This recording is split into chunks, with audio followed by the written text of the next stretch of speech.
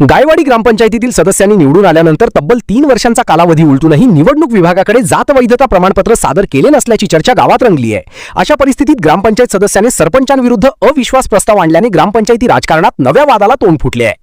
स्थानिक नागरिकांच्या मते अनुसूचित जाती जमाती किंवा इतर आरक्षित प्रवर्गातून निवडून आलेल्या सदस्यांनी नियमानुसार निश्चित मुदतीत जात वैधता प्रमाणपत्र सादर करणे आवश्यक असते। मात्र संबंधित सदस्याने अद्यापही प्रमाणपत्र सादर केले नसल्याचा आरोप होत आहे।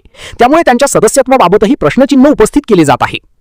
दरम्यान अशा गंभीर प्रकरणात ग्रामपंचायत सदस्याने सरपंचांविरुद्ध अविश्वास प्रस्ताव दाखल केल्याने ग्रामपंचायतीतील राजकीय वातावरण तापले आहे। स्वतःच्या पात्रतेबाबत प्रश्न उपस्थित असताना दुसऱ्यांवर अविश्वास दाखविण्याचा नैतिक अधिकार संबंधित सदस्याला आहे का, असा संतप्त सवाल ग्रामस्थांकडून उपस्थित केला जात आहे। या प्रकरणाची सखोल चौकशी करून गायवाडी ग्रामपंचायत सदस्याने जातवैधता प्रमाणपत्र सादर केले आहे की नाही याची माहिती निवडणूक विभागाने जाहीर करावी, तसेच नियमांचे उल्लंघन झाल्यास योग्य ती कारवाई करावी अशी मागणी सरपंच व गावातील नागरिकांकडून होत आहे। गायवाडी ग्रामपंचायतीतील या घडामोडींमुळे स्थानिक राजकारणात मोठी खळबळ उडाली असून प्रशासनाच्या भूमिकेकडे सर्वांचे लक्ष लागले आहे।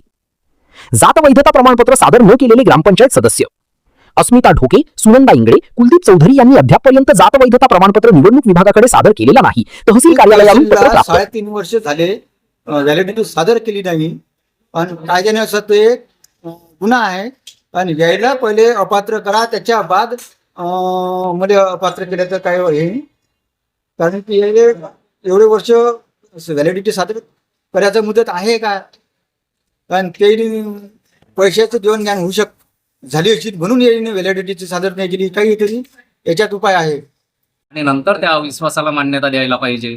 पण असं न करता, त्यांना अपात्र न करता, त्यांना अविश्वासामध्ये सामावून त्यांच्या अविश्वासावर त्या सरपंचावर जाणीवपूर्वक अन्याय करत आहेत।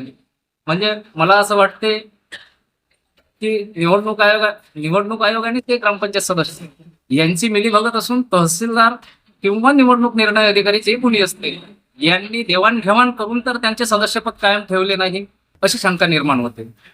परंतु त्या अविश्वासाला मान्यता देतात, कुठलेही कायदेशीर बाबी पूर्ण न करता त्या अविश्वासाला मान्यता देऊन त्या सरपंचावर जाणीवपूर्वक अन्याय केला जाते। म्हणून वंचित बहुजन आघाडीच्या वतीने मी एक मागणी करतो की जो विजय जामनिक गायवाडी सरपंच यांच्यावर जो अन्याय होतो तो तात्काळ थांबवा आणि त्यांचं सरपंच पद कायम ठेवा आणि जे 3 सदस्य आहेत राखीव मतदारसंघातून निवडून आलेले त्यांना पहिले अपात्र करा आणि त्यांच्यावर गुन्हे दाखल करा की त्यांनी व्हॅलिडिटी का सादर केली नाही व इतके दिवस निवडणूक अधिकारी हे झोपेत होते का हे त्यांनी स्पष्ट करावं।